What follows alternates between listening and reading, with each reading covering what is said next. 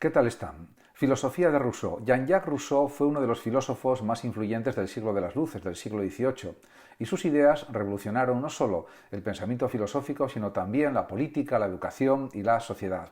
Su filosofía se centra en conceptos como la libertad, la igualdad, la educación y la naturaleza humana, abogando por un regreso a los valores naturales y una crítica profunda a la sociedad moderna. En cuanto a la naturaleza humana y el buen salvaje, Rousseau afirmaba que el ser humano, en su estado natural, es esencialmente bueno, un concepto conocido como el buen salvaje. En su obra Discurso sobre el origen y los fundamentos de la desigualdad entre los hombres sostiene que la corrupción del ser humano ocurre debido a la sociedad y a sus instituciones. Para Rousseau, el hombre primitivo, aunque aislado y sin los avances de la civilización, vivía en un estado de paz y libertad genuina, guiado únicamente por necesidades básicas y compasión natural.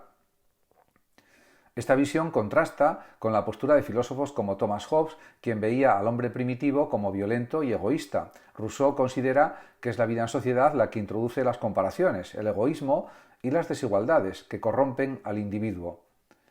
En cuanto a la desigualdad y la propiedad privada, desde la perspectiva de Rousseau, la propiedad privada es el origen de la desigualdad. En el discurso sobre la desigualdad describe cómo la primera persona que cercó un terreno y dijo «esto es mío» marcó el inicio de la corrupción moral y la desigualdad en la humanidad.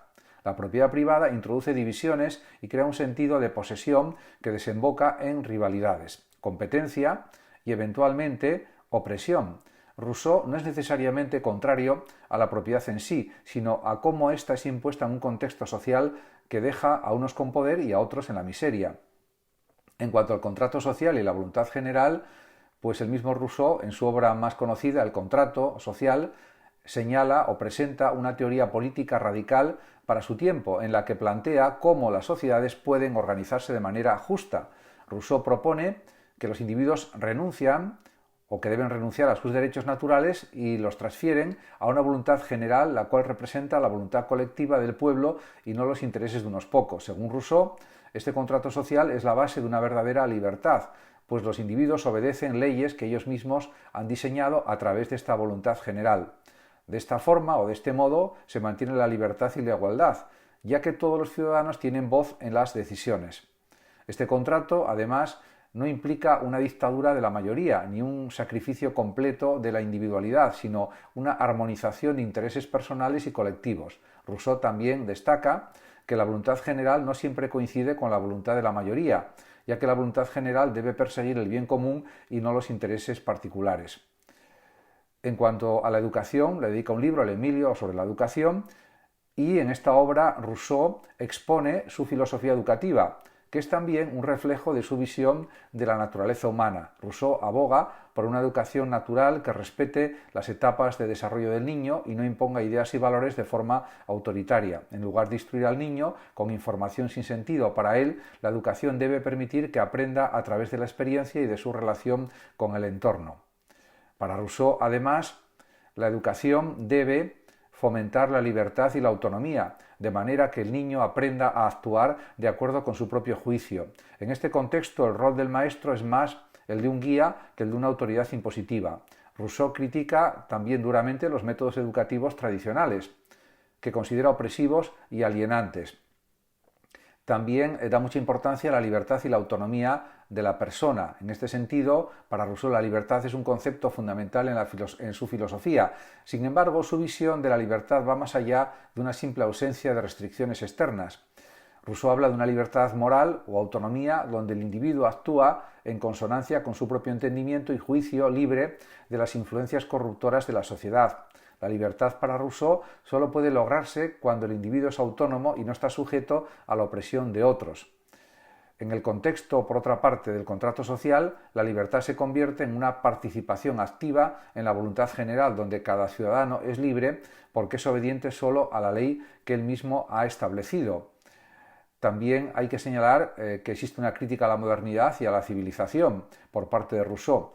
Es conocido, efectivamente, por esto y también por los efectos negativos de la civilización sobre el ser humano. Rousseau considera que el progreso, lejos de mejorar la condición humana, la ha deteriorado. En su discurso sobre las ciencias y las artes, argumenta que los avances científicos y artísticos han llevado al hombre a una vida de superficialidad, desigualdad y vanidad, alejándolo de su bondad natural. Según Rousseau, el progreso material no implica progreso moral, y muchas veces es el causante de la corrupción y la desigualdad en la sociedad. Rousseau, de todas formas, no rechaza totalmente la civilización, sino que critica el tipo de sociedad que se ha creado, una donde el ser humano vive alienado de su naturaleza esencial y esclavizado por deseos artificiales. En cuanto a la democracia directa y el gobierno ideal, pues desde la perspectiva de Rousseau hay que defender la democracia directa, en la que los ciudadanos participan activamente en la creación de leyes y en la toma de decisiones. Considera que esta forma de gobierno es la más acorde con su idea de libertad y voluntad general. Sin embargo, también reconoce que la democracia directa es difícil de implementar en sociedades grandes y complejas, por lo que sugiere que es ideal solo para comunidades pequeñas donde los ciudadanos puedan reunirse fácilmente para discutir y decidir.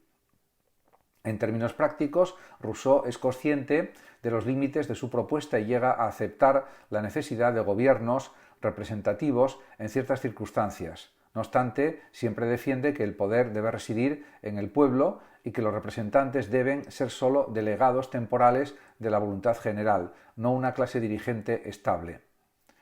Además, desde la perspectiva de Rousseau, pues se puede considerar todo esto como algo muy importante, porque las ideas de Rousseau fueron fundamentos para la Revolución Francesa y para el desarrollo de la teoría política moderna. Su concepción de la voluntad general y el contrato social influyó en el pensamiento democrático y republicano, y su crítica a la propiedad privada y a la desigualdad resuena en el pensamiento socialista y también anarquista. En el ámbito educativo, Rousseau sentó las bases para teorías que enfatizan el desarrollo natural y el aprendizaje autodirigido. Rousseau también anticipa muchas de las preocupaciones contemporáneas sobre el impacto de la tecnología y el consumo en la sociedad actual. Su advertencia sobre los peligros de una sociedad obsesionada con el progreso material y el estatus social sigue siendo muy relevante en la actualidad. En conclusión, se puede decir también que la filosofía de Rousseau presenta una visión crítica de la civilización y propone un ideal de vida en armonía con la naturaleza. Sus ideas sobre la libertad, la igualdad, la educación y la democracia siguen siendo influyentes y continúan inspirando debates sobre cómo organizar una sociedad justa y equitativa. Rousseau nos invita a reflexionar sobre la naturaleza humana y a cuestionar y discutir hasta qué punto las estructuras de la sociedad moderna nos permiten vivir auténticamente libres y en paz también con nosotros mismos. Muchas gracias a todos por su atención y hasta mi próximo vídeo. El que lo desee puede compartir este vídeo, darle like o suscribirse a mi canal de YouTube. Hasta siempre.